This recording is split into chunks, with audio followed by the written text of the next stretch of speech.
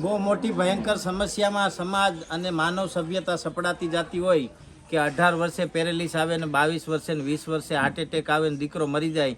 એક તો આપણે એક છોકરા કરવાનું સલન કરી નાખ્યું. કે હું બધાને મળું ત્યારે એમ પૂછું છું કે તમે એવી કોઈ ખેતી જોઈ છે કે જ્યાં વાડીએથી ડાયરેક્ટ 25-30 કોમ્પ્યુટર હાલતા હોય, ત્યાં ગાયું હોય અને ગાય આધારિત પ્રોડક્ટ કરી અને ડાયરેક્ટ વિદેશમાં એક્સપોર્ટ થતું હોય એવો ગુજરાતમાં મેં ક્યાંય ખેડૂત જોયો નથી.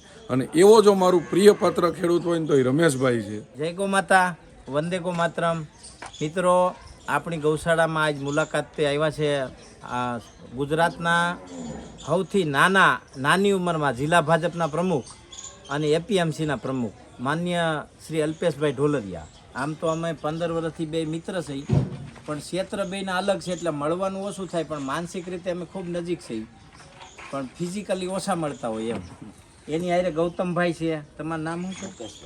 આ ગૌતમભાઈ પણ એક સરસ મજાની નાનકડી પ્રાઇવેટ ગૌશાળા શરૂ કરી રહ્યા. પોતે આમ તો ઉદ્યોગપતિ છે, પણ ઘર હાટું 5-10 ગાયું લેવાનું એવું વિચારી રહ્યા છે, એટલે ખૂબ સારો સંકલ્પ કહેવાય.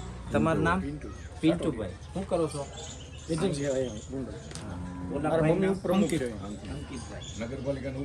અરે વાહ, ખૂબ સરસ. મને નહોતી ખબર, માફ કરજો. આ ભાઈ સાટોડિયા ભાઈ અટાણે ગોંડલ નગરપાલિકાના ઉપપ્રમુખ છે. તમારું? આ ભાઈ છે અમારા કિરીટ, બટેટાનો બાદશાહ. ગોંડલમાં સૌથી વધુ બટેટા વેચે અને સૌથી સારી ક્વોલિટીના વેચે એવો માણસ. તો આવો ડાયરો ખૂબ સરસ જામતો હોય છે અમારે ત્યાં. અને વધારે તો અમારો વિષય રહેતો હોય છે ગાય, ગામડું ને ખેતી.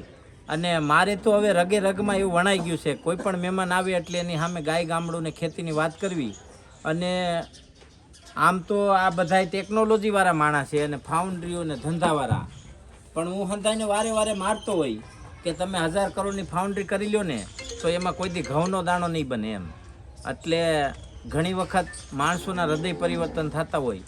અને આજ અમારા અલ્પેશભાઈ આવ્યા છે, તો અલ્પેશભાઈ આમ ખૂબ ખેડૂત પ્રેમી, ગાય પ્રેમી, આયુર્વેદ પ્રેમી, સાત્વિક વિચારના માણસ, જેને કહેવાય કે એક ગામડાના એક ટેમ્પો અકાલતા ગુણ્યું ફેરવતા જી યાર્ડમાં એ ગુણ્યું ફેરવતા, જી યાર્ડમાં એ ટેમ્પો લઈને ગામનો માલ નાખવા આવતા, 1 બાસ્કુ ને 2 બાસ્કુ આખો દી કામ કરતા. એ જ એપીએમસીના આજ પોતે ચેરમેન છે, એટલે જમીનમાંથી ઉપર આવેલા માણસ છે. એટલે નાની બાબતમાં એને તરત સમજાય છે. આપણે કંઈ પ્રશ્ન હોય ને એને કહી કે અલ્પેશભાઈ આવી રીતે આમ છે, એટલે તરત એ પ્રશ્નને જમીનથી સમજી જાય. અને જ્યાં સુધી એનું નિરાકરણ ન આવે ત્યાં સુધી અપડેટ આપે. પણ અલ્પેશભાઈ પાસેથી આજે આપણે સાંભળીએ કે ગાય અને ખેતી એનો જીવનમાં શું રોલ છે અને એને કેવી રીતે માણસે લેવા જોઈએ, એનાથી શું મળી શકે, એના માટે આપણે અલ્પેશભાઈ આજે આપણને મેસેજ આપશે. ત્યારે સમય બદલાતો જાય છે. રોયલ ઓફિસોમાંથી થાક લાગે ને ત્યારે રમેશભાઈની ગૌશાળામાં એટલે આવી કાંઈ થાક ઉતરી જાય છે. ઋષિ મુનિના આશ્રમમાં જે વાતાવરણ હોય ને એવું રમેશભાઈએ ગાય આધારિત વાતાવરણ ઊભું કર્યું છે. ખૂબ જ આનંદ થાય છે અહીં આવીને. પણ ખાસ કરીને સૃષ્ટિ અને પૃથ્વી જો બચાવી છે ને તો લોકોએ ફરજિયાત ગાય બાજુ વળવું પડશે. કારણ કે અત્યારે બધું છે, માણસ પાસે પૈસા થાય છે, પણ પૈસા થયા પછી જીવન કેમ જીવવું? કારણ કે 40 વર્ષ પછી જ સીધી બીમારી એન્ટર થઈ જાય છે.